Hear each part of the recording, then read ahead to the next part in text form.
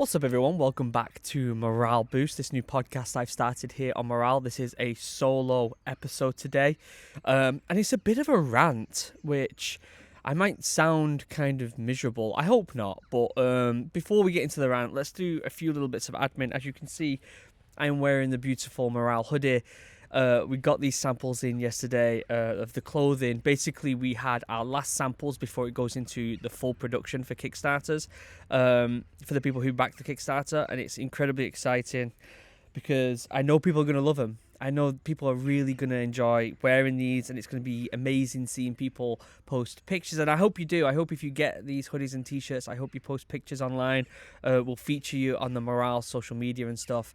So it's very exciting. As for the drink is all paid for by the Kickstarter money, and we are buying ingredients, and it's going to be going into production and being made hopefully by July. By the mid-July it should be done, and we should have cans in hand, which puts us on track. It puts us on track to having everything done by the end of July and being sent out to all the backers. With that being said, we're going to have extra stock, which is why we did the Kickstarter. And with that extra stock, it will go live on the website. We're aiming for end of August, beginning of September to officially go live. And it'll feel like a new kind of beginning. It'll feel like a new launch. But what it'll be the stuff that was on the Kickstarter that you're able to get if you didn't get it. So if you didn't get a hoodie or a t-shirt or a pack of drinks or whatever, you can go ahead and get that on the website. And you can go over to drinkmorale.com right now and put in your email, and you'll be first to know when that actually does go live. So that's really, really exciting. Other bits of news, I don't think there's anything else. Is there any other bits of news? It might pop into my head at some point over the next couple of days. But I don't think there's anything else. I'm just excited to chat about today. I do feel kind of like this is going to be quite negative, but I'm going to try my best to be as unbiased and be a bit more positive about it. I'm going to try, but there's a lot of negative facts here. So it's going to start off with a story. The weekend just gone, I was with my kids. I was with my brother and his kid, and we decided to take a trip out into nature. Now, me and my son and my daughter, our favourite spot to go when it's mushroom foraging or just being out in nature is Delamere Forest. It's not far from where we live. It's a beautiful spot. The reason we like it so much is because the truth is there isn't much forestry here in the northwest of England. There isn't much forestry in the whole of England, unfortunately. But Delamere Forest is a really beautiful spot. However, when we got there, we didn't realise that they've got this Forest Live kind of festival going on, where they transform if you go into Delamere Forest, there's the big car park, there's a cafe, and there's like a big area before you go into the forest, and they transform that big area into a giant stadium. There was metal fencing everywhere. You might hear a lot of jackdaws in the background, by the way. These birds have been flying around chirping like crazy recently, and I don't really know why. Yeah, so we got there, and there's like metal fencing everywhere, there's stewards everywhere, there's vans like backing up, beeping, and there's things being moved, there's tractors. The music was actually playing. Gary Barlow was doing a sound test, drums playing. It was so loud, the bass was so deep, and I got really sad. Like, I went to the forest with my son because life is already really hectic, right? With work and raising kids, and you got to do shopping every other day to get your food in, and life's already crazy. And so when I wanted to go to the forest, I wanted that slowness, I wanted that relaxation, I wanted to calm down. Now, I actually want to pull up Delamere Forest's Instagram on my phone right now because let me find it real quick. The description of I love the fact that you're probably going to be able to pick up nature while we're doing these podcasts. That makes me really happy. But let me find it right here. Okay, I found it. Delamere Forest's description on their Instagram is Delamere Forest, a place to let off steam, escape into nature, and find peace. There are trails for walking, running, cycling, and the Gruffalo. So I didn't feel that when I got there. Now, I get it, right? There's this unfortunate balance that we have to do these days where at the end of the day, to keep Delamere Forest what it is, to have workers there to maintain it, to look after it, to maintain the paths and the walkways and the cafe and the infrastructure, they need to make money. And to make money, they have to do stuff. But I feel like we've become a society that needs to be entertained. Like, we need to constantly be entertained to do something. Whether that's having our phones right in front of us, whether that's having to listen to music or a podcast when we're not doing something. We always have to have that stimulation. And I don't know whether that's just encroaching on Delamere Forest or whether this is just a byproduct of, look, we need to make money, but we also want to try and bring people into the forest. Let's do concerts. But my experience is it was quite negative. Now, don't get me wrong, I love Delamere Forest. I love the people that work there. The cafe there is fantastic. They've done such a good job. They maintain the place really well. There's this beautiful balance between wildness, which you don't get much of in the UK, and the infrastructure to be able to enjoy that wildness. It's a really, really well designed and well run place. And that might be a byproduct of this forestry life. And I'm presuming that there are a lot of people that end up going into nature because of this concept. It just felt a bit much. It felt quite a bit much. So I've got some facts here. It's been going on the Forestry England Forest Live. Sorry, I've got allergies. Let me just sniffle real quick. I'm going to point the mic away. I apologise. Delamere Forest has been doing the forestry live since 2001, with the stages having a 10,000 people capacity. Gary Barlow was playing there, which it's not my idea of a very nice day out, having him blasting while I'm trying to relax in the forest. But hey, Snow Patrol busted, Sting. There was a bunch of other people that were going to play. But I've got some facts here, which I think is quite interesting. It's positioned as a way to introduce new audience to the forest, with ticket revenue funding tree planting, 7 million trees a year, and wildlife habit care. So I understand, like, at the end of the day, we live in the modern world, don't we? And Delamere has to make money to maintain what's going on. And it's annoying that when it comes to a business, my brother said this beautifully the other day, it's like, there's going to be people that are like, okay, you made X amount of money, we need to make 10% more than that this year. And the next year it's like, okay, we made X amount of money, fantastic, we need to make 10% more than that. And it's this constant perpetual growth that needs to happen. Now, I understand that that's not just Delamere Forest being greedy, right? That's not just these places wanting more and more and more. That's because the cost of equipment, the cost of maintaining, the cost of maybe the trees, the cost of the labour, it grows throughout the years, right? We know that. And so they do have to keep up with modern expenditures to make this work. And like I said, I'm going to try and keep this positive. I'm going to try and keep it positive with them. They need the money. It's getting people outside. Stuff like the park run that they have every Saturday there. You know, there's a nice 5K run that goes through Delamere Forest. It's getting people out in nature. Beautiful.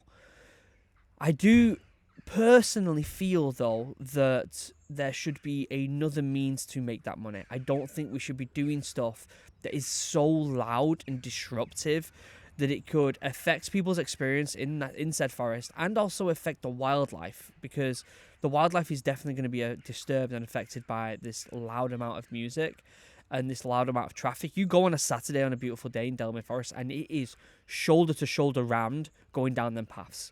Like, I've been on a Saturday and it has been so busy that it feels stressful walking in the forest. Now, that's a byproduct of the UK not having enough natural areas. I've got a fact here, actually. Where is it?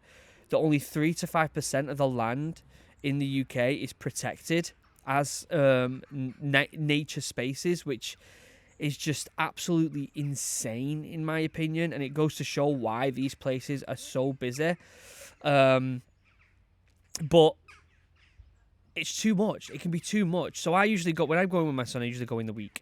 It would just so happen that because my brother was here, we wanted to do it on the weekend, and it just goes to show how disruptive this sound was. And I bet there's a lot of people that disagree with me. Even my brother, because my brother is super into live music. He plays in a band. He could appreciate it. I sound miserable. I just don't think Delamere Forest is the place to have a concert. This is a place for relaxation, to listen to the birds, to connect with nature, to listen to the trees swaying, to hear the wind traveling through the trees, to hear the rivers trickle in. Like, this is a place to really just disconnect from the modern world and reconnect with nature. And instead, I arrived and it was sound tests, it was lorries backing up, beeping, it was gates being moved, it was large crowds, it was bustling noises, it was busy parking. It was the opposite to what I wanted. I have no qualms against Gary Barlow or Busted or all these other people that are playing there. Like, at the end of the day, they're just trying to make a living. And Delamere Forest for them is probably a really beautiful place compared to playing in the Apollo in Manchester or the O2 Arena or these are the big venues. This is probably quite special to them. I bet Gary Barlow, considering I'm pretty sure he's from Cheshire, he's probably come to Delamere Forest thinking this is probably the best place to play. It's his idea of a very nice day out. But and I'm sure a lot of people who don't necessarily go into nature find this a beautiful place to listen to music, and that's great. That's great.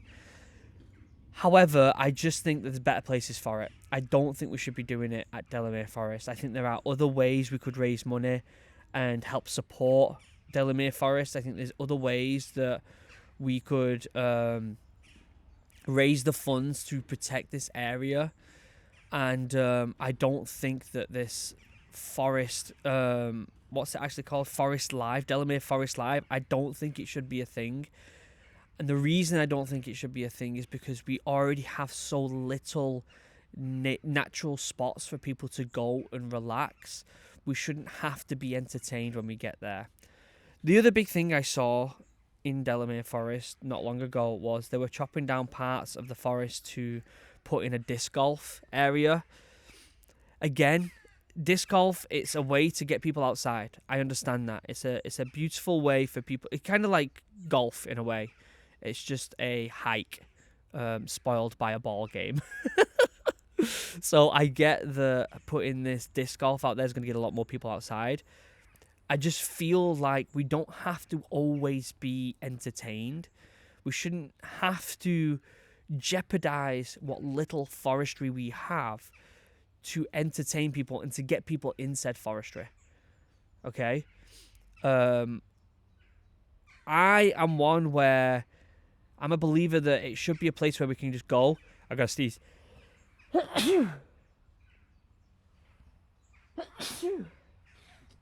Wow. Allergies are full bloom here in the UK right now. I think because I've been away in America for so long, my allergies have got worse. But yeah, we shouldn't have to jeopardize the forests we love to be entertained. We really shouldn't.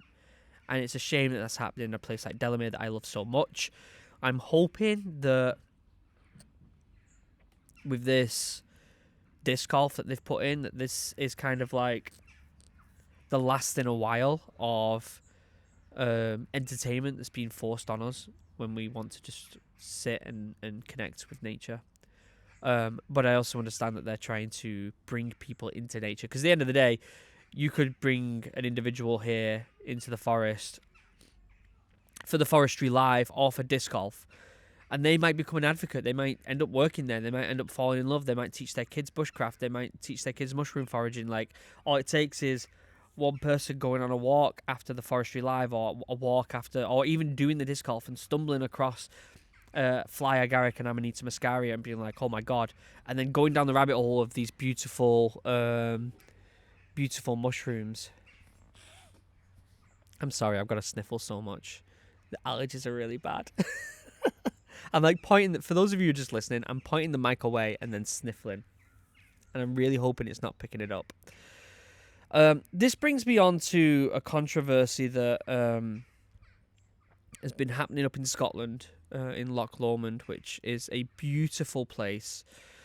my love. I've done a reel on this recently, but my love for the nature in Scotland runs in my DNA, as my mum's side of the family are all McNabs, and we used to go up every summer to watch the Edinburgh Tattoo, and we used to visit these beautiful places, and we used to watch the river in Killin, where the McNab burial ground is, and to hear that they want to put a Flamingo Land at Loch Lomond is insane.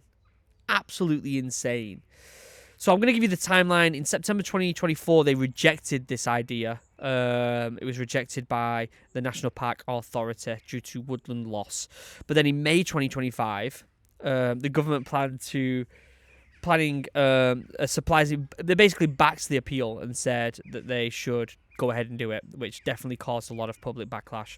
And then the newest update in June this year, so this month on the 11th, the Scottish Minister officially recalled the appeal for national level review, meaning a firm rejection or approval is yet to be decided.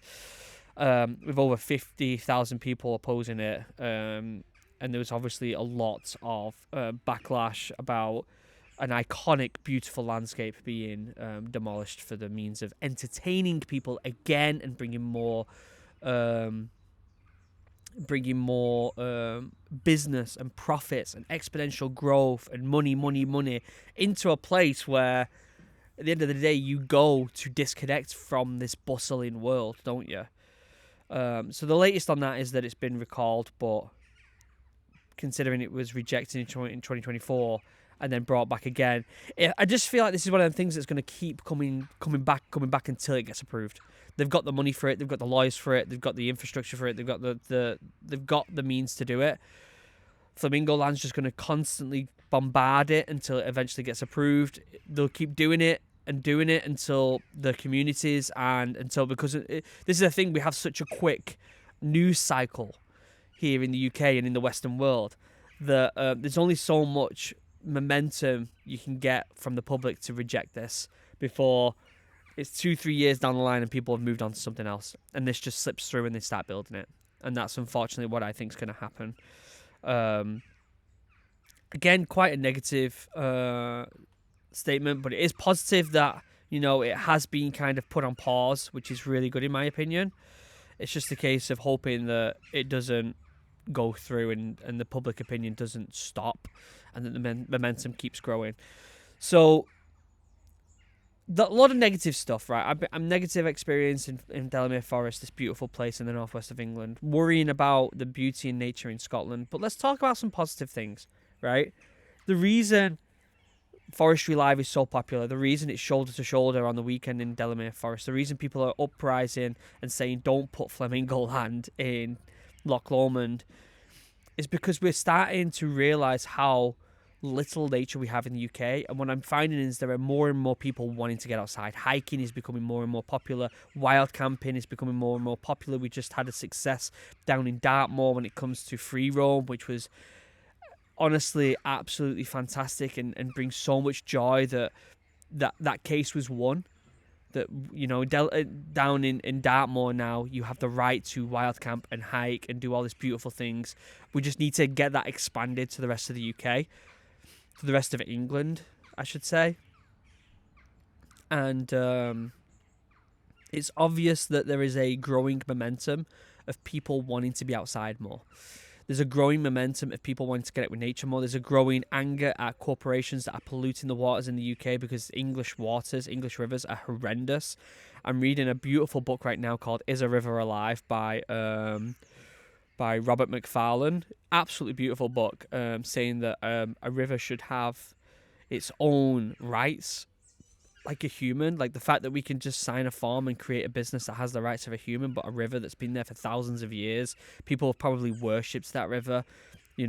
Pre-Christian society probably worshipped that river. People were probably giving birth in that river. Ashes from dead people might have been floating down that river. This river has been there for so long, and yet it doesn't have the rights that a human does, and corporations just spill and dump and pollute. People are waking up to that. There are movements. There are people who are loving nature. We're seeing busy walks when it comes to climbing Mount Snowdon, right? You see a queue to get to the top. That's because people want to get outside more. And we need to harness that that momentum of people loving nature. And that's a big part of morale, right? It's a drink, yes. But you scan that QR code on the can, you go to drinkmorale.com and you see all this information about mushrooms and how you can look in your local area for mushrooms, and resources about getting children outside, maybe a resource or a database of local forest schools near you. We want to get people outside as much as possible, and that's the goal here with morale. It's to raise awareness, to start these conversations. I am happy to, I would absolutely love if the conclusion of this podcast was for someone who is a manager at Delamere Forest to sit down with me on one of these podcasts and tell me about the benefits of doing forestry live. I would love that. In fact, I'm going to try and reach out to Delamere Forest for something like that, because that's the conversations we need to have. And when it comes to getting people outside more, that's our goal here with morale, right? It's a mushroom-based drink, but a nature-based community. That's our goal. Stay tuned. We're going to have more conversations like this. I'd love to hear your thoughts. You can email me at Luke. The email is luke@drinkmorale.com. You can email me if you've got your own thoughts about this. You can message me on Instagram, on TikTok. I think you can message on TikTok. You can comment with this if it's on YouTube. Please don't forget to rate this podcast on all platforms. You'll be able to find this podcast on Spotify, on iTunes, and all the places where podcasts are. Don't forget to rate it, because that helps with the mysterious algorithms. And let's start this dialogue. Let's get this conversation going, and let's see what you think. Do you agree with Delamere Forest Live? Do you disagree with it? Do you cheer when you see stuff that's happening in Dartmoor? Do you get sad and actively work against things like what's happening in Loch Lomond? Let me know. I'd love to know your thoughts in my DMs and all that stuff. Until next time, I will see you in the next one. We've got a great episode coming up next week where I sit down with Steph again and we talk about the differences of nature from the UK and the US. Very, very exciting. Until next time, I love you all. Stay connected to nature. Stay disconnected from the modern world. I love you all. Bye.